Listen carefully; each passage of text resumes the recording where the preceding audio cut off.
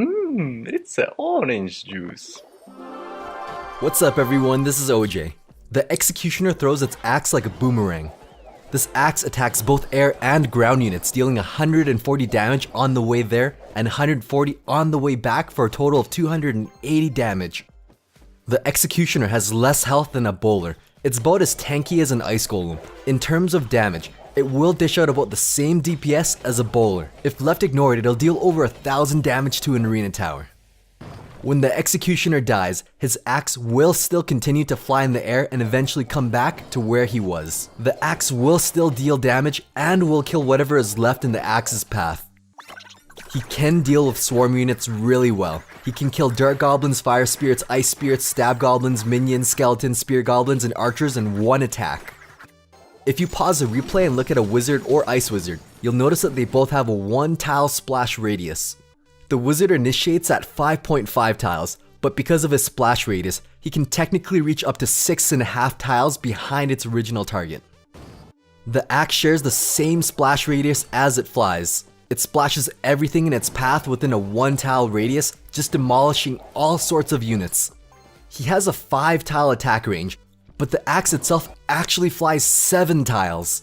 On top of the axe flying 7 tiles far, it also has a 1 tile splash radius, so the axe technically can touch units up to 8 tiles far. Now this sounds really crazy, but it doesn't really change the fact that he doesn't start engaging the unit until he's within 5 tiles. Plus the units are always walking towards him. So this monster reach does not make him a super rural giant sniper. If y'all have watched my log video, you're familiar with area denial. What this means is that for the entire time that the axe is spinning around in the air, which is 1.5 seconds, is the time that your opponent can't place swarm units in that area to defend. So behind a large tank like a giant, he's challenging to defend against. The Executioner has a 2.4 second attack speed. At face value, this appears to be true as he throws his axe every 2.4 seconds. But let's take a closer look.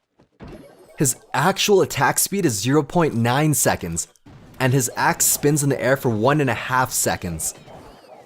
Projectiles in the game are unaffected by buffers, so slows, pushbacks, rage, and freeze spell do not affect the axe. It'll still fly back to the Executioner within 1.5 seconds. Even pushing back the Executioner further away won't change his axe flying speed. It'll still fly back to him in 1.5 seconds. So his true attack speed is actually 0.9 seconds. This means under a rage, he attacks 0.3 seconds faster, but his axe will still be in the air for 1.5 seconds. Rage will not cause the axe to come back to the Executioner quicker. With or without rage, he will still deal the same amount of damage to the tower. The opposite holds true with any slow. His true attack speed is 0.9 seconds. So when he's slowed by an ice wizard, he attacks 0.3 seconds slower, while his axe will still boomerang back after 1.5 seconds. So while frozen by an ice wizard, his attack speed decreases from 2.4 seconds to 2.7 seconds. Rage and slows do not dramatically influence the Executioner because they do not affect his axe's flying speed, which will always take 1.5 seconds to return back to him. With the axe having a 1 tile radius, when it flies back to the Executioner, it actually splashes units behind him.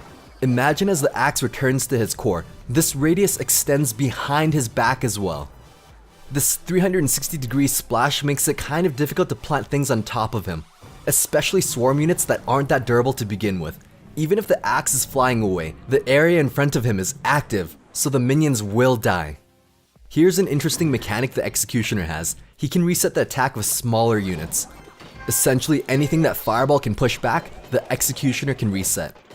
So units like Hog, Valkyrie, Mega Minion, Ice Wizard, Barbarians will all potentially have their attacks reset by his axe attack. Just like Fireball, it will not push back or stun larger units like Prince or Giants. They'll continue attacking unfazed by the spinning axes. It's incredibly evident with Mini P.E.K.K.A since his attack speed is so slow you can hear the sound. It's clear the Giant continues attacking uninterrupted while the Mini P.E.K.K.A's attack resets until it finds an opening and finishes off the Executioner. This mechanic is not to be confused with the Zap Stun. It does not reset charge attacks from the Prince, Sparky, Inferno Dragon, or Inferno Tower. It's exactly like a Fireball and does not influence these units.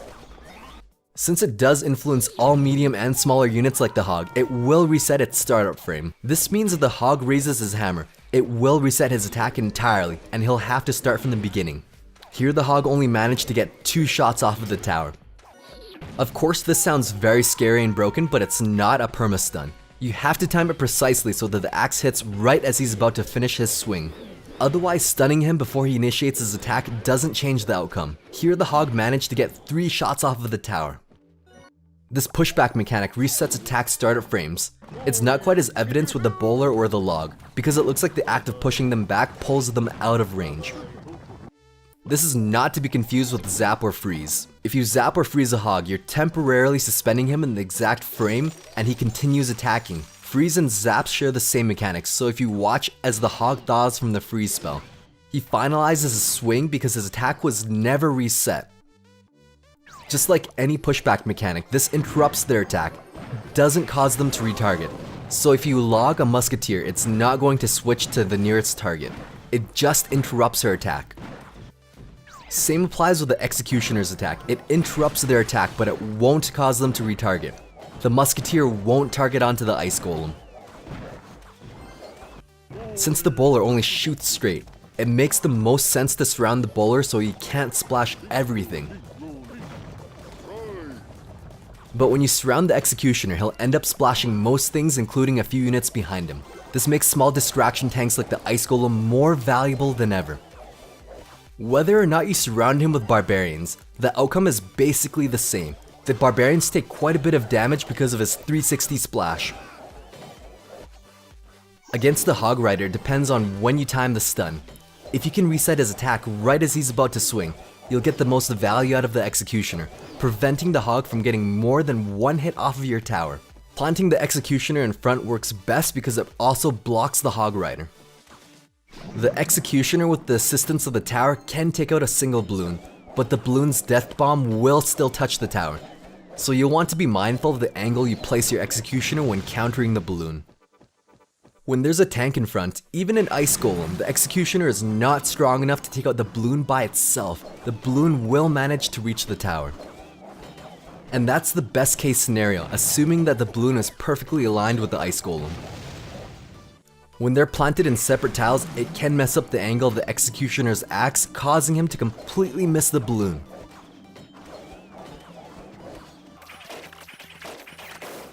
You're going to need some extra firepower like Fireball or Mega Minion to take out the balloon since the Ice Golem tanks your arena tower. The same applies with the Lava Loon combo.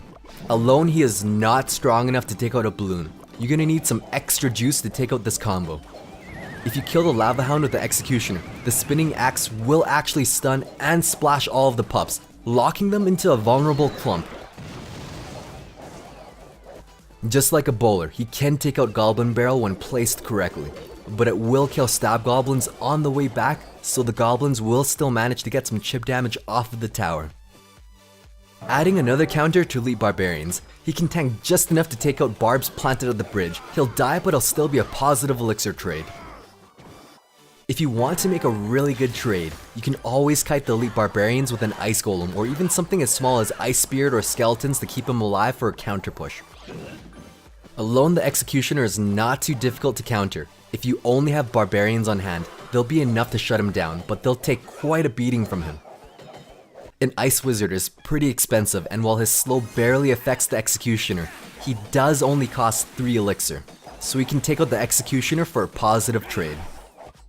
I'd like to see the Mini P.E.K.K.A come back into the meta. He can tank a bit of the Executioner and take him out with 2 swings for another positive trade. A Musketeer can pretty much defend against the Executioner as well. She can take him out and will walk away with a sliver of health. But the best way to defend against a single Executioner is to have an Ice Golem distract him until the tower takes him out. The Executioner doesn't have that much health. It's roughly the same as a baby dragon, but the difference is that his axe packs a huge punch, so in larger battles it's better to use a tank to distract him, just like a bowler. You just have to position the Ice Golem at a different angle to completely protect the back-end units. This tank to distract the Executioner doesn't necessarily need to be a regular unit. It can be a building. Ideally, Inferno Tower is quite a bit of health. and can take care of the tank in front of the Executioner while distracting him so you can angle your units safely away from him. If we see a rise in giant Executioner combos, Inferno starts to make sense to use.